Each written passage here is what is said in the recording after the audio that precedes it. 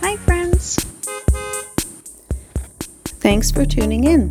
If you like this video, please give it a like, comment below, and take a moment to subscribe to our channel. Gatineau, Quebec, is a beautiful city located just across the Ottawa River from Canada's capital, Ottawa. It's part of the larger National Capital Region and offers a blend of urban energy and natural beauty. The city is known for its rich history, vibrant culture, and scenic landscapes. It is named after Nicholas Gatineau, a fur trader from the 17th century.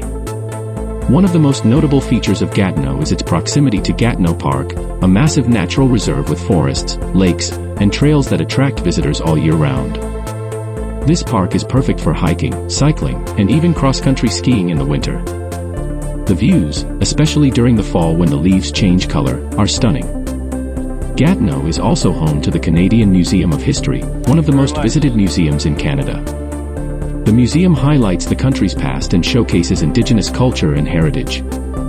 Its architecture is striking, with curved shapes inspired by the Canadian landscape. The Ottawa River played a crucial role in the development of the area, serving as a major waterway for Indigenous peoples, and later for European settlers. The timber trade boomed here in the 19th century, and Gatineau became a hub for the logging industry.